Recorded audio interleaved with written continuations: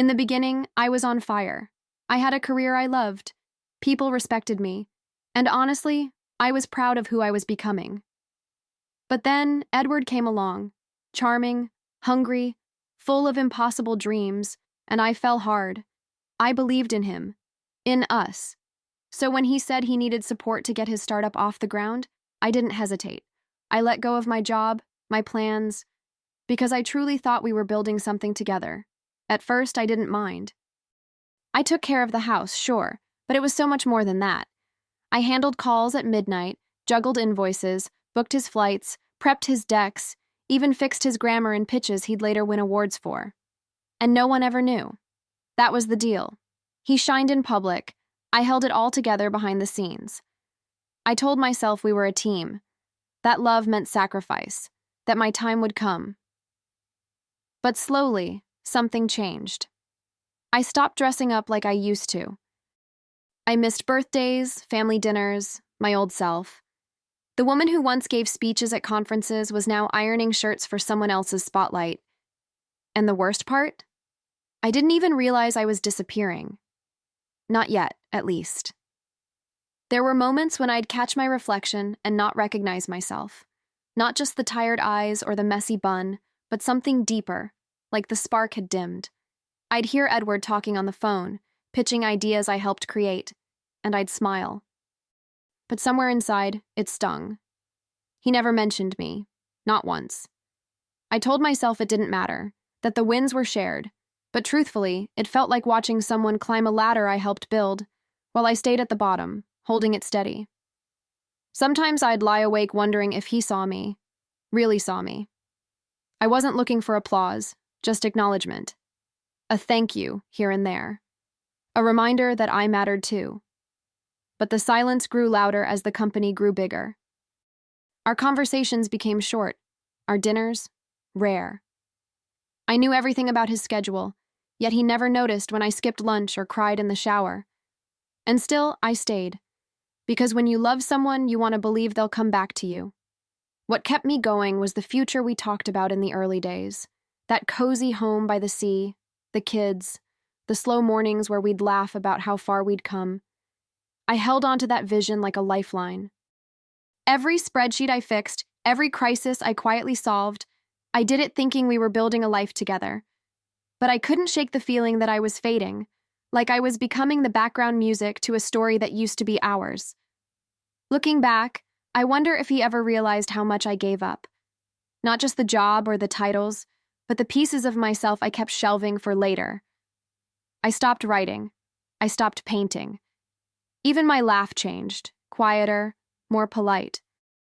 I became the woman who smoothed over every wrinkle, who said it's fine when it wasn't. And still, I believed. Because I loved him. Because I thought love meant endurance. Because I didn't know any other way to be. I remember one night, he came home late, exhausted, talking about some investor dinner. I was sitting at the kitchen table with the lights low, bills spread out like battle plans. I asked him if he remembered what today was. He didn't. It was the anniversary of when I left my job. The day I chose us. He gave me a distracted smile and kissed my forehead. "You're amazing," he said. And just like that, he went to bed. I stared at the door long after he'd gone. I told myself it was okay, that he was tired, that the startup world was brutal and he needed me strong. But something inside me shifted that night. Just a flicker. A small, quiet ache that whispered, "What if this isn't what you think it is?" I brushed it away, buried it deep. But that whisper would come back louder, on a very different afternoon, when everything I'd given would be thrown away in a single sentence.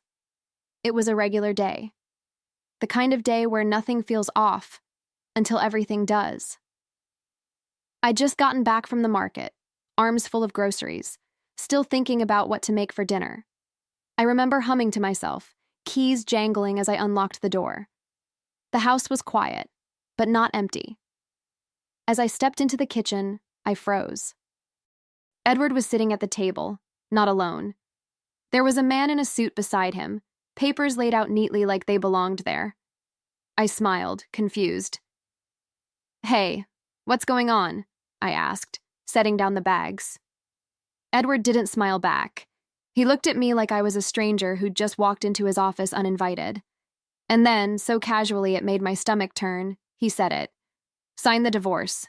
I don't want to carry dead weight anymore. Just like that. No warning. No softness. Just a cold, clinical command. I remember staring at him, thinking it had to be a joke. It wasn't. I couldn't breathe. I couldn't move. My fingers were still curled around the strap of a grocery bag. The lemons rolled across the floor like everything was unraveling in slow motion. What? I whispered. But he didn't explain. He didn't even flinch. His eyes were hollow, like all the years we'd spent together had been erased.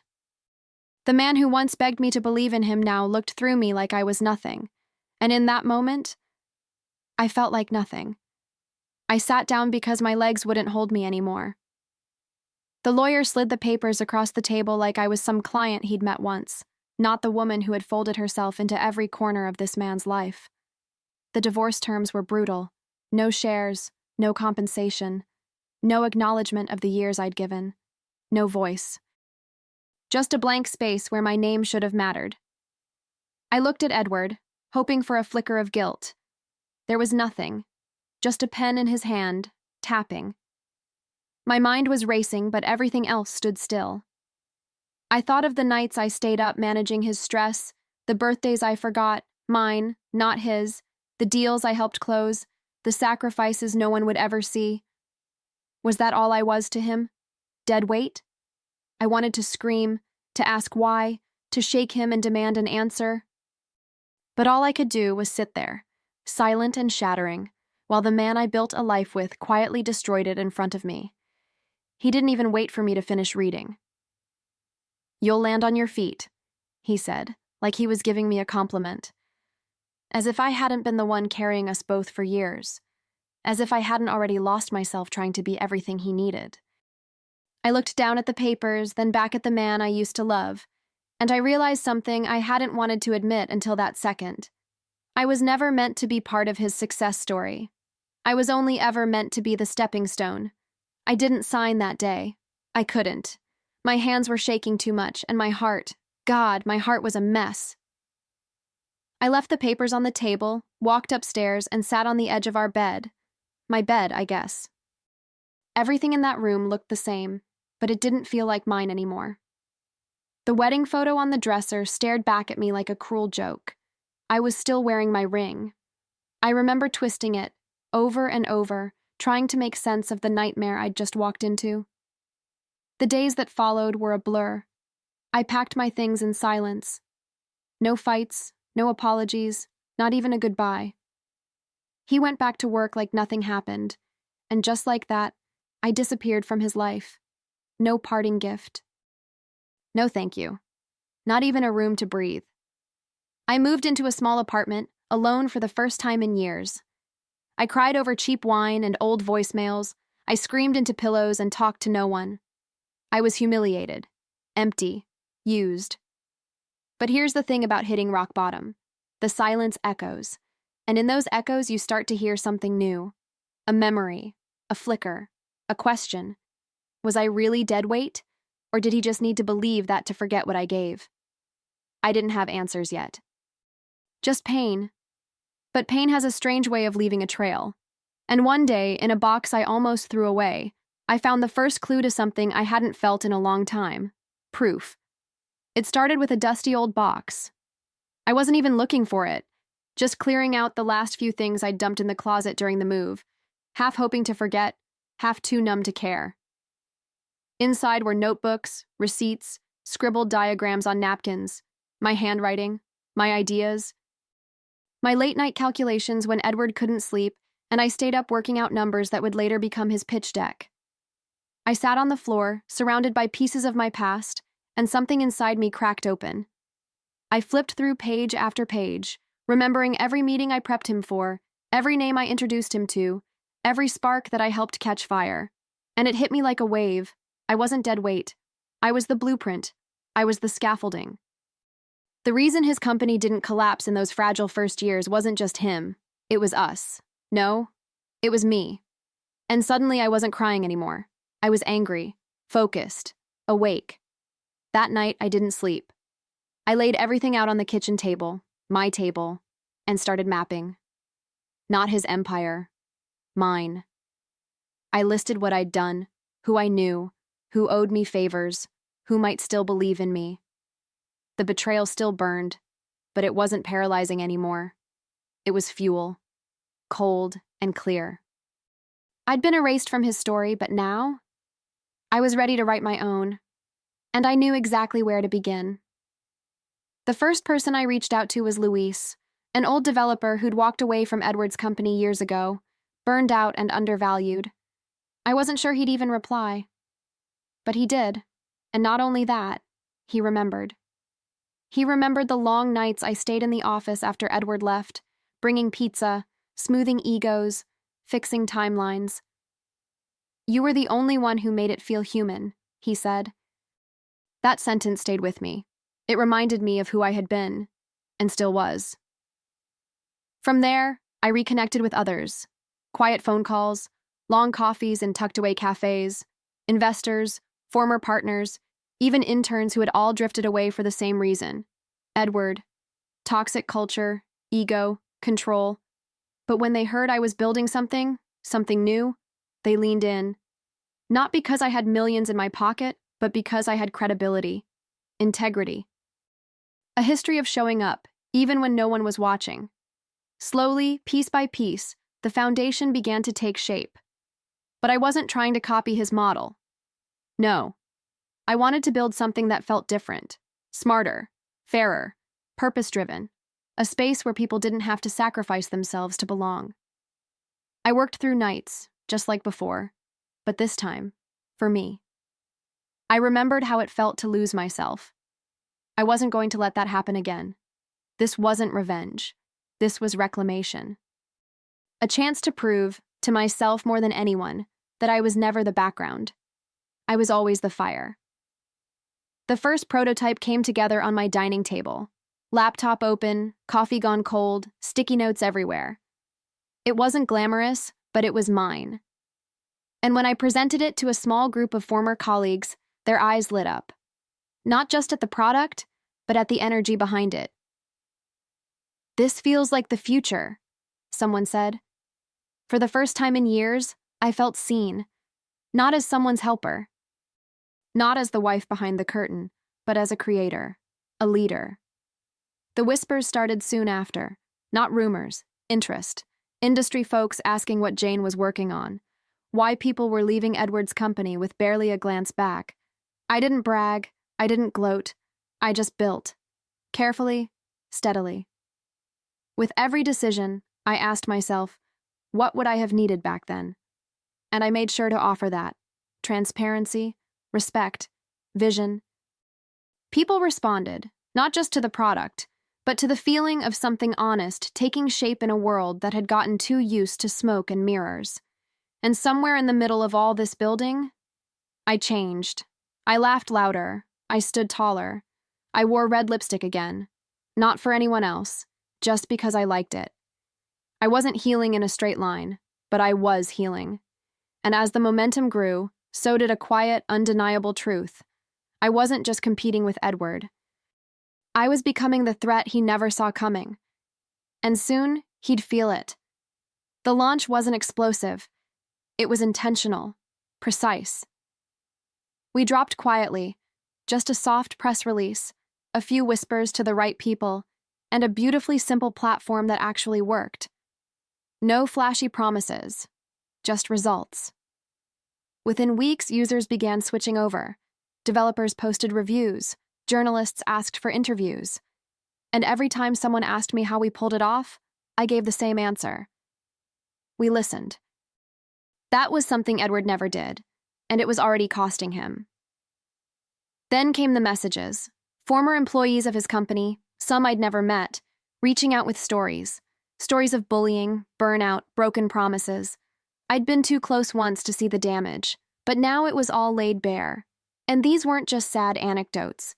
These were people ready to leave, to defect, to join something better. I wasn't just building a product, I was building a movement. And one by one, his empire started to hollow out from the inside. The media caught on slower than the public did, but when they did, oh, they ran with it. The woman who built what he claimed. From silent partner to industry powerhouse. I didn't chase those headlines. They came to me. But Edward? He panicked. You could see it in his rushed statements, his forced interviews, the sudden silence from his once loyal team. He thought I was gone, forgotten. And now, he couldn't ignore me if he tried. He tried to fight back, of course. Press releases, spin doctors, even a flashy rebrand that screamed desperation. But it was too late. People had seen behind the curtain. The narrative had shifted, and no amount of glossy PR could undo what people now believed, what they knew. His company had been built on silence and sacrifice. Mine was built on truth. And truth, once it finds a voice, doesn't go quiet again. Behind the scenes, I was still working. But now I had leverage. I started digging through every document I'd saved, every email, draft, agreement from the early days. And then I found it. A signed, dated agreement from years ago. My name, my contribution, my stake. He'd forgotten about it. Or maybe he thought I had, but I hadn't. It was the key, not just to my past, but to his future unraveling. And I wasn't angry anymore. I was ready. When the lawsuit dropped, it hit the industry like a thunderclap.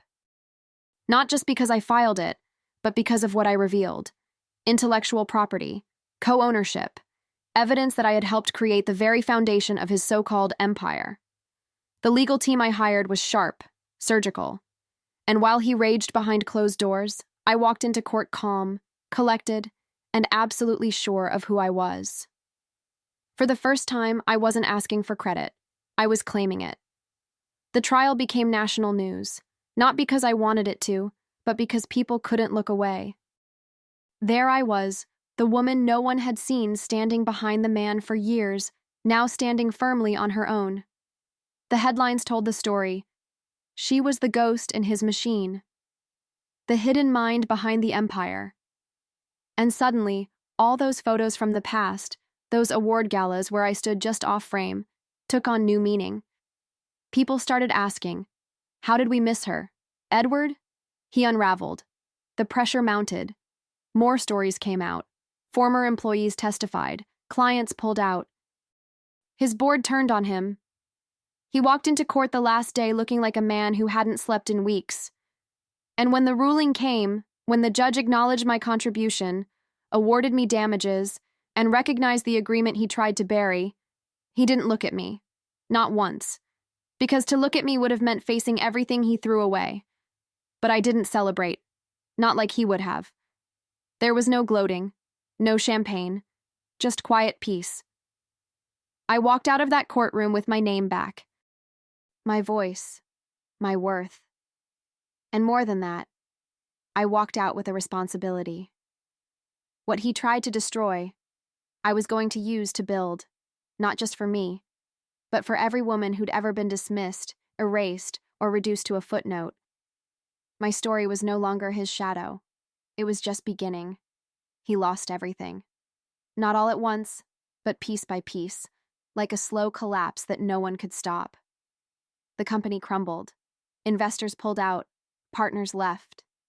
His reputation went from golden boy to ghosted calls and empty seats at board meetings. And as the dust settled, there was no one left to blame but himself. The headlines no longer sang his name. They dissected it. He tried to stay relevant, but the silence was deafening, and I wasn't watching out of spite. I was watching out of closure. I used the settlement money carefully, not as a trophy, but as a tool. I invested in women-led startups, funded mentorship programs, and backed brilliant women with dreams they'd been told were too loud, too risky, too much. I knew that feeling well, and every time I signed a check, I felt like I was rewriting more than my own ending. I was rewriting ours, the ones who gave and gave and gave, only to be forgotten. Not anymore. The invitation to speak came months later. A major tech conference, keynote spot. I almost said no. But then I thought about that table, our old kitchen table, where he once asked me to disappear with a single sentence. And I knew I had to go. Not for revenge, but for truth. for every woman in that audience who'd been told she was too heavy to carry. I walked up to that stage in heels that clicked like thunder and took a breath that felt like justice. The lights were blinding, but I wasn't afraid. I looked out at the crowd, rows and rows of women, men, young founders, older leaders, and for the first time, I felt exactly where I was meant to be. I didn't use slides, I didn't talk numbers, I told a story. My story. The one no one wanted to print until it bled scandal. The story of how belief can be used as a leash, of how love can become a cage when it's one-sided, of how silence, when it's forced, is violence in disguise. I saw heads nodding. I saw eyes glistening. And somewhere in the back row, a woman wiped her tears like she recognized her own life in mine. That's when I said it. The line I hadn't planned, the one that came straight from the pit of my chest. He said I was a weight. Funny how the only thing holding him up was me. It didn't feel angry. It felt honest, like exhaling a truth I'd carried for far too long. The room went still, then erupted. Afterward, people came up to me not to praise, but to thank. To share their own stories of being erased, sidelined, sacrificed. And in each one, I heard echoes of the woman I used to be, tired, quiet, hopeful. I hugged them. I told them they weren't alone. I reminded them that the foundation isn't always glamorous, but it's what keeps everything standing. And if someone tries to bury you in silence, dig your way out, because the world needs what you carry. A few weeks later, I walked through the doors of my own headquarters. Glass walls, sun pouring in, the soft hum of a team I handpicked, not just for talent, but for heart.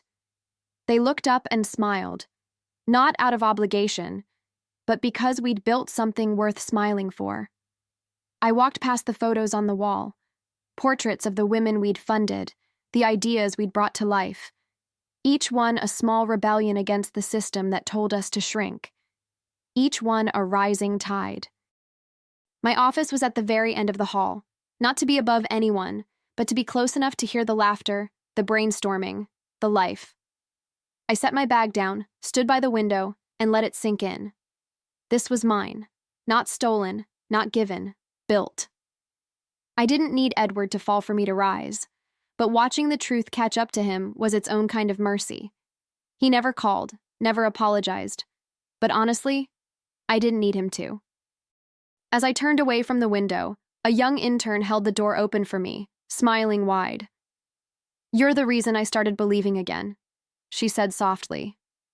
I nodded, blinking back the sting in my eyes. She wasn't heavy. She was the foundation.